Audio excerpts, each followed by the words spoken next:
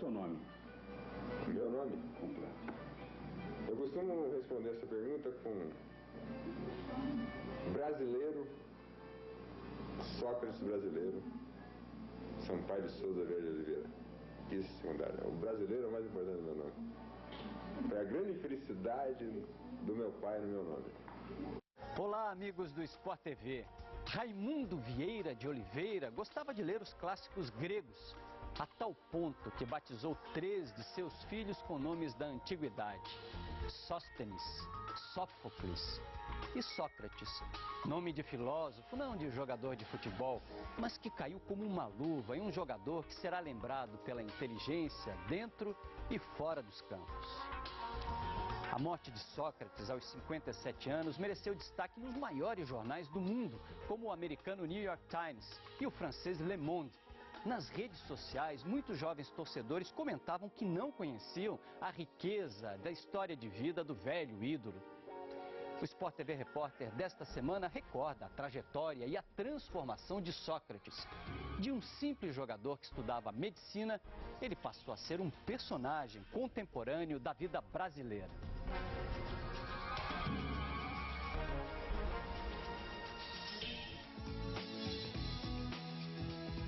Quando um time do interior desponta no cenário do futebol brasileiro, basta olhar com atenção para descobrir um novo craque.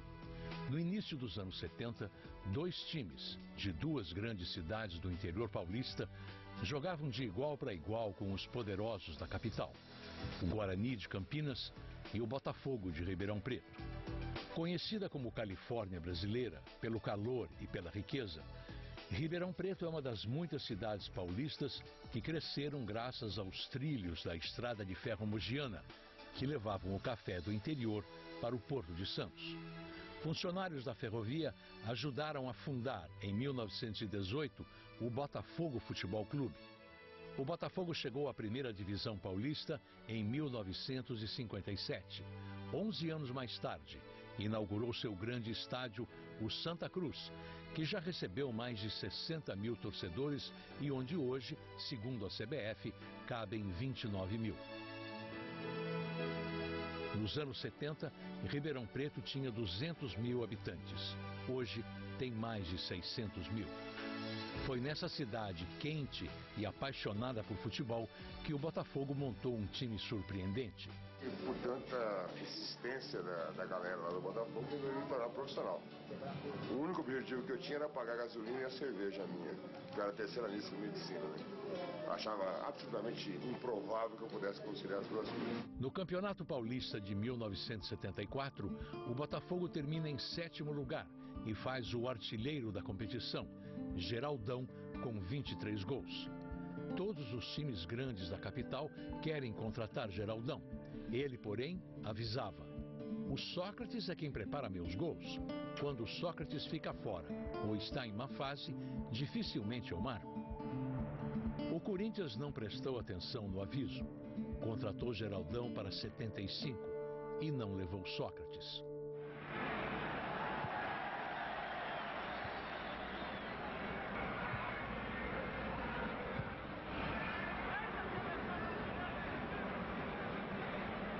Quando o Sócrates chegou no Corinthians, eu já, como um sujeito que gosta do futebol bem jogado, admirava o Sócrates do Botafogo de Ribeirão Preto. E o Corinthians tinha trazido o Geraldão antes. E todo mundo que acompanhava o futebol mais de perto, como eu, dizia: puxa vida, já veio a flecha, mas não trouxeram o arco. Fazia falta a presença do Sócrates com seus lançamentos para o Geraldão. Então não tinha dúvida que ele ia arrebentar no Corinthians. Mesmo que quisesse, não teria levado. O garoto de 20 anos, filho de um fiscal da Receita, era terceiranista de medicina. Não queria sair do Botafogo enquanto não terminasse o curso. Tinha uma história do meu pai, né? Meu pai cobrava muito essa coisa de estudo. Meu pai é um autodidata que foi estudar depois de adulto, já com 5 filhos, né? Então, para ele era uma questão de honra os filhos se formarem e tal. E ele tinha isso, esse discurso e tal. E o Sócrates pegou isso para ele e aí entra a personalidade do Sócrates mesmo, né? Aquela coisa meio quixotesca de querer, não, eu sou médico, jogo futebol por prazer. Às vezes escondido, ele nem sabia e tal, assistia e via ele fazendo aquelas maravilhas assim, são imagens que para mim, como irmão e alguém que já estava vendo como ídolo, que eram registradas de uma forma mágica, né? O Santos fez uma proposta. Estava à procura de um substituto para Pelé, que tinha acabado de deixar o futebol. Numa foto de infância, o menino Sócrates aparece com a camisa do Santos. Quem sabe a história do futebol teria sido outra se Sócrates tivesse vestido, aos 20 anos, a camisa 10 que foi do Rei. O Palmeiras, o São Paulo, o Corinthians e a Portuguesa tentaram levá-lo para a capital. Mas não houve acordo. Sócrates queria terminar os estudos. Só o Botafogo o deixava faltar a treinos e às vezes até aos jogos para dar plantão e assistir às aulas. Então ele estava fazendo faculdade e também as pessoas tinham que entender. Então, agora, somente quando ele entrava em campo, ele fazia mais do que aqueles que treinavam todos os dias.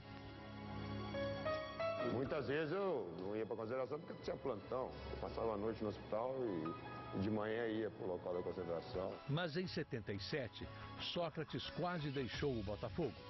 Jorge Vieira assumiu o comando da equipe e prometeu acabar com os privilégios. Ele falou isso, vou embora, né? Eu só tenho privilégio aqui. Ele saiu uma vez numa noite, no meio de semana, e eu estava ali fazendo massagem nos jogadores.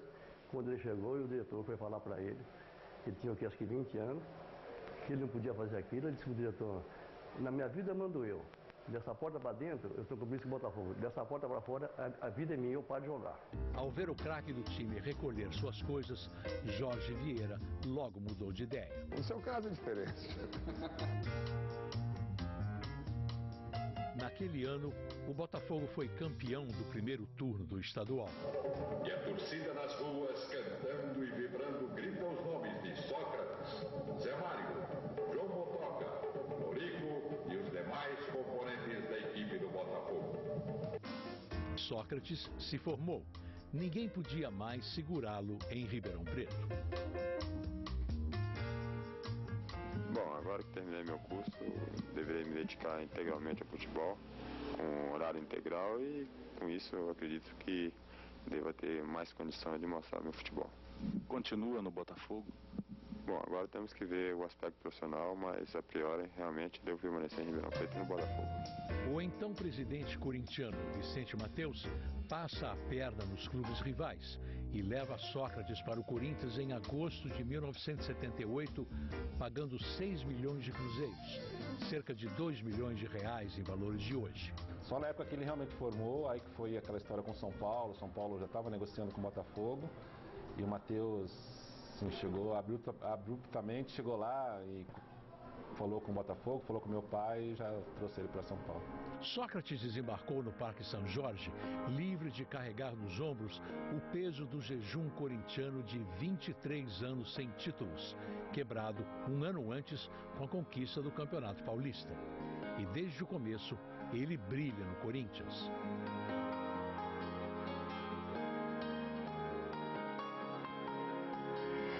O talento de Sócrates já era conhecido em São Paulo, mas não no resto do Brasil.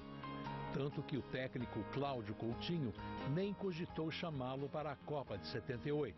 Mas Sócrates impressionou tanto, assim que chegou ao Corinthians, que Cláudio Melo Souza, do jornal O Globo, no Rio de Janeiro, escreveu em sua coluna: esse rapaz aprendeu todo esse futebol de 3 meses para cá, ou já exibia esse evidente talento quando os observadores da CBD viajavam por todo o Brasil? Só um ano depois da Copa da Argentina é que Coutinho convoca Sócrates. E ele não decepciona. Marca 2 gols contra o Uruguai no Maracanã. Que bola que o Falcão! Sócrates, que categoria! Golaço, golaço! É do Brasil, Sócrates! Zico vai pelo miolo, Sócrates também. Joãozinho. Tentou, cruzou, olha o Sócrates. e mais 2 contra o Ajax da Holanda, em amistoso no Morumbi. Começou a nascer naquela noite a lenda de Sócrates, o craque de QI altíssimo que não se importaria de trocar os gramados pela medicina. Os apelidos que carregava desde os tempos de Botafogo, Magrão e Doutor, se tornaram conhecidos em todo o país. O primeiro título pelo Corinthians vem no início de 1980. Foi o Campeonato Paulista de 79, que terminou só no ano seguinte devido à bagunça no calendário do futebol. Quando Tele Santana assume a seleção no lugar de Coutinho, aparece um Sócrates com 2 novidades: a braçadeira de capitão e a barba, que não tiraria até o fim da vida. Todo o time do Tele era bonito. Por quê? Porque, ao contrário da sua personalidade, ele era um democrata como treinador. O Tele tinha uma característica que hoje é muito raro, que eu não percebo hoje, ou de lá para cá, não percebo em quase ninguém, que é a humildade em reconhecer que quem sabe mais de futebol é quem joga. Né?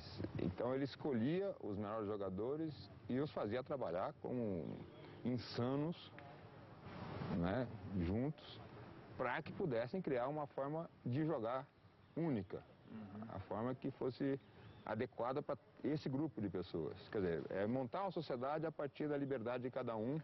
O espaço de cada um. Exatamente, e da forma como cada um pode se expressar. Corinthians do meu coração, Corinthians, tu és religião de janeiro a janeiro. Ser corintiano é ir além, e ser ou não ser o primeiro. Ser corintiano é ser também um pouco mais brasileiro. O maior capítulo da carreira de Sócrates ainda estava por vir. Daqui a pouco, o auge do craque na seleção brasileira e o surgimento do movimento que viria a ser conhecido como a democracia corintiana.